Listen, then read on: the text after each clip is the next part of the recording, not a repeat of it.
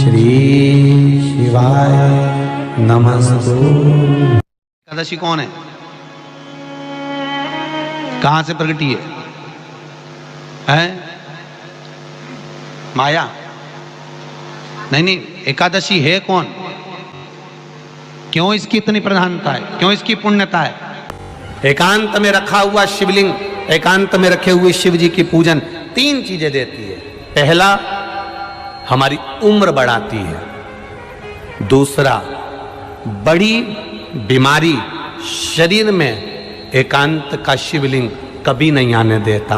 और तीसरा, हमारे जीवन में कभी वैभव की, सत्ता की और लक्ष्मी की कमी नहीं आने देता। ये एकांतेश्वर। ऐसा क्या है एकादशी में जो उसकी पुण्यता मानी जाए? कौन है ये जो भगवान नारायण तक एकादशी का व्रत करते हैं? सुभद्रा जी को भगवान जगन्नाथ ने, जगदीश ने एकादशी का व्रत कराया था। बद्रीनारायण भगवान को माता लक्ष्मी ने एकादशी का व्रत कराया था। क्यों? चंद्रायण एकादशी व्रत की माता। एकादशी है कौन? तो कहा जिसको व्रत करने पर भगवान नारायण भी जिसका व्रत करते हो, भगवान माता लक्ष्मी जिसका व्रत करती हो, वो एकादशी है कौन? तो शास्त्र वर्णन करता है महाराज। स्कंद पुराण का सुंदर चातुर्मास्य खंड के अंतर्गत वर्णन आया है महाराज। एक बार भगवान विष्णु आनंद में विराजमान थे। पद्मावती और माता लक्ष्मी दोनों उनके पास में विराजी हुई थी। दोनों बैठी हुई, भगवान और पद्मावती दोनों बैठी है, एक सिर के पास, एक चरण के पास। कुछ समय बाद वहीं पर ब्रह्मदेव का आगमन हुआ और ब्रह्मा जी आगमन पाकर भगवान नारायण पद्मावती से लगकर उठे और उठकर लक्ष्मी की ओर झुके। झुकने पर इन तीनों के समागम से भगवान नारायण के हृदय चित्त से एक कन्या प्रकट हो गई। उस कन्या का नाम एका था। क्या नाम था? एका। अब 10 उसके गुण इतने प्रबल थे, वो 10 गुण उसके बड़े प्रबल थे कि वो एका जिसको निहारती थी उसको संपदावान बना देती थी। जिसको देख लेती थी उसके जीवन में वो आनंद की अनुभूतियां करा देती थी। एका जिस मार्ग से जाती थी उस मार्ग के द्वार खोल देती थी। एका का पुण्य इतना पुण्य। पद्मावती और लक्ष्मी ने कहा महाराज ये बेटी आपके द्वारा निर्मित हुई है, इसका कन्यादान करना चाहिए। हमारे यहाँ हिंदू धर्म में रीति है, जिस दिन कन्यादान करा जाता है उस दिन व्रत रखा जाता है। अब आजकल रखते कि नहीं रखते मालूम नहीं, और कन्यादान करते समय व्रत रखा जाता है। व्रत रखना, एका का कन्यादान करना है। भगवान बोले कन्यादान करें, किसको दें? एका किसको दी जाए? एका प्रदान किसको करी जाए? पुण्यता किसको दी जाए? भगवान नारायण ने उसी समय लक्ष्मी और पद्मा से पूछा, तुम बताओ। पद्मा लक्ष्मी दोनों एका से पूछी, एका बताओ इसका पुण्य, हम आपका हस्त कमल आपको प्रदान किसको करें, हम किसको दें? एका कहती है पिताजी, भगवान से कहती है नाथ कृपा करिएगा मेरे को, अगर प्रदान करना चाहती हो, अगर मुझे देना चाहते हो तो एक काम करो। यदि आप देना चाहते हो तो भगवान एक काम, माता ने कहा कि पिताजी अगर कुछ देना चाहते हो तो ऐसी कृपा करो, संसार के मनुष्य अगर मृत्यु लोक में आकर के अंदर 2 एकादशी का भी पुण्य भाग अगर ग्रहण करते हैं तो ये एका उनकी होती है और वैकुंठ का राह खोल देती है। इनके जाने से पहले अगर मैं प्रवेश करती हुई जाऊंगी और इनके मार्ग को सुलभ बनाती हुई जाऊंगी, वो एका 10 गुण के कारण एकादशी। व्रत का सबसे पहला नियम, एकादशी व्रत का सबसे पहला नियम है कि आप जिस दिन व्रत करो उसके एक दिन पहले भक्ति का संचार इस हृदय में कर लो। भक्ति का संचार इस हृदय में कर लीजिए। जिस दिन आप व्रत करो, जैसे एकादशी का व्रत कर रहे हो तो दशमी के दिन शाम का समय जब आवे, रात्रि जब होने लगे, शाम का समय आवे और रात्रि का आप जब भोजन ग्रहण करो तो उस भोजन में कोई ऐसा पदार्थ ग्रहण मत करिए जिस पदार्थ के कारण आपकी एकादशी बिगड़ जाए। एकादशी का दूसरा नियम बहुत ध्यान से सुनिएगा। जिस दिन आपकी एकादशी का व्रत हो उस दिन प्रयास करिएगा कि अपने हाथ से किसी भी वृक्ष की कोई पत्ती टूट, अपने हाथ से किसी भी वृक्ष की, पौधे की, किसी भी वृक्ष की पत्ती अपने हाथ से ना टूटे। बहुत ध्यान दीजिएगा महाराज। एकादशी का ये दूसरा नियम है कि अपने हाथ से किसी पौधे की, किसी वृक्ष की, किसी डाली की कोई पत्ती ना टूटे, इसका प्रयास करिए।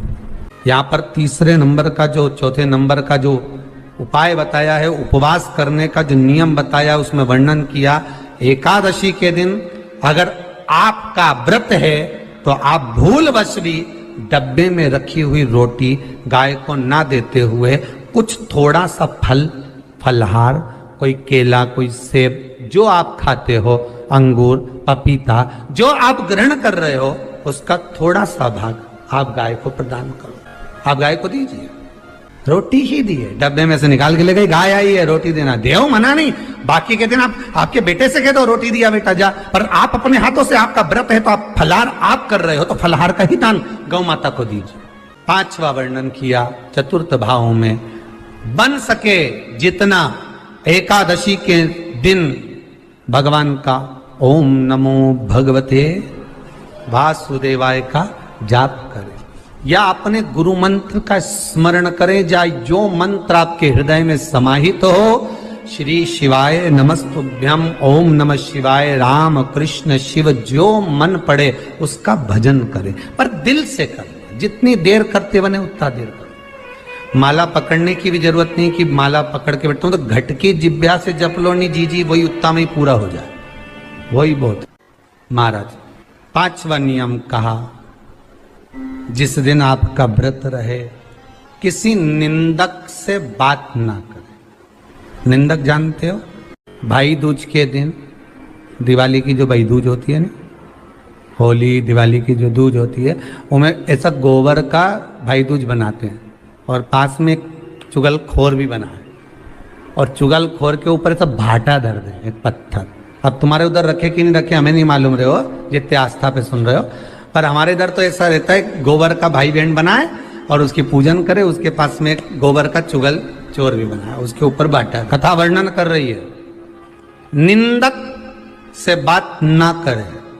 मान लो किसी ने आकर आपको निंदा कर भी दी तो तुरंत सूर्य नारायण भगवान का दर्शन करें और 3 बार उनका दर्शन कर कर नेत्र बंद करें, तब जाकर वो निंदा जो अंदर गई है, अंदर पवित्रता प्रदान करेगी, तब जाकर एकादशी का व्रत लगेगा।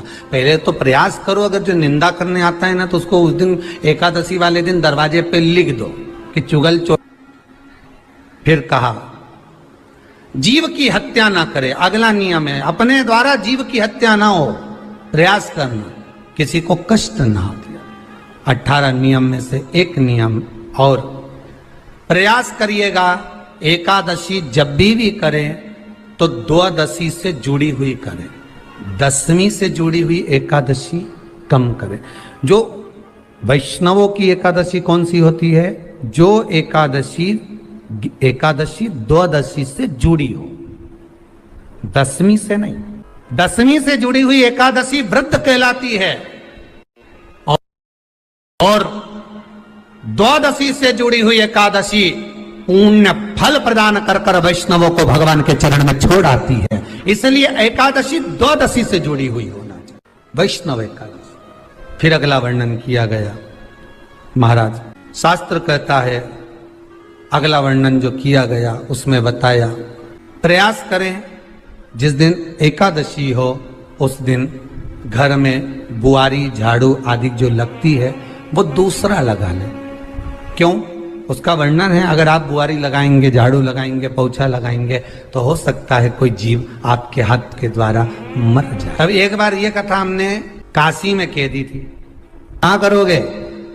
सारे व्रतों में केवल एक व्रत ऐसा होता है एकादशी का जिसका उद्यापन पहली एकादशी पर भी कर सकते हो। सारे उद्यापन में केवल एक उद्यापन ऐसा होता है, सारे व्रतों में एक व्रत का उद्यापन ऐसा होता है, वो है एकादशी का। ये जरूरी नहीं कि 26 पूरी होगी तभी तुम करोगे, या तो पहली में ही कर लो या फिर 26 पूरी हो तब कर। पर उद्यापन, अब तुमको ऐसा लगे कि हाँ मैं अभी तो जीऊंगी हो, अभी तुम्हारा बाल भी धोला नहीं हुआ, तुमको ऐसा लगे तो अभी तो पहली पर करने से क्या फल मिलेगा?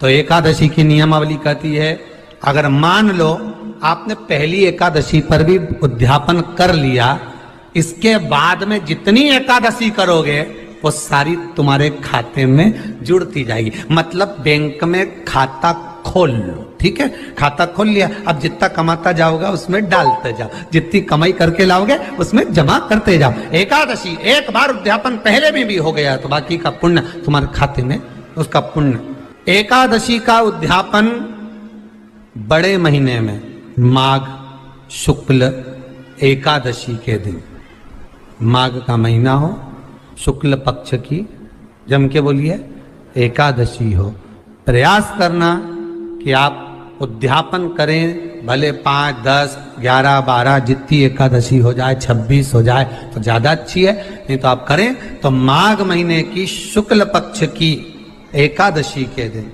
आप उद्यापन करें। प्रयास बड़े महीने के अंतर्गत जो उद्यापन, हाँ चतुर्मास के अंतर्गत उद्यापन नहीं होता एकादशी का, बहुत ध्यान दीजिएगा। हमारा ये जो सावन भादो कुंवर कार्तिक जो 4 महीना होते हैं भगवान के शयन करने के, इसके अंतर्गत एकादशी का उद्यापन नहीं होता और इसके अंतर्गत उद्यापन करना भी नहीं चाहिए। एकादशी का उद्यापन माघ महीने की शुक्ल पक्ष की एकादशी के दिन आप बहुत प्रेम से आनंद के साथ करिए महाराज। परंतु एकादशी के उद्यापन में सबसे ज्यादा अगर कुछ जरूरी होता है तो 24 तरह का नैवेद्य जरूरी होता है। कितने तरह का? 24 तरह का नैवेद्य।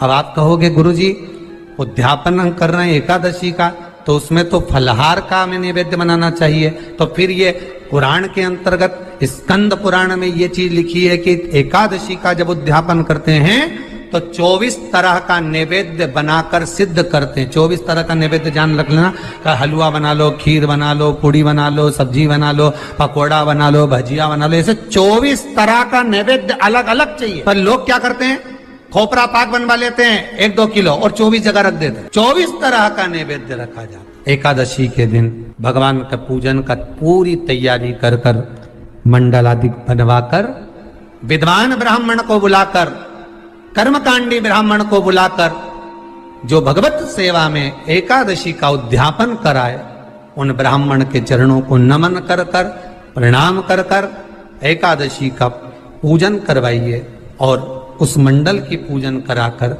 हवन द्वादशी को कराइए। एकादशी को हवन नहीं, एकादशी के उद्यापन का जो हवन होता है वो द्वादशी को। सब बोलिए एक बार जमकर, श्री शिवाय नमस्तुभ्यम। प्रैक्टिकल जरूर करना, कहीं सियोर वाला महाराज झूठ तो नहीं बोल रहा। शास्त्रों की बातें हमारे जीवन में हमें सुख प्रदान करे, इसलिए इस भाव का आनंद करते हुए आज की कथा को विराम देते हैं।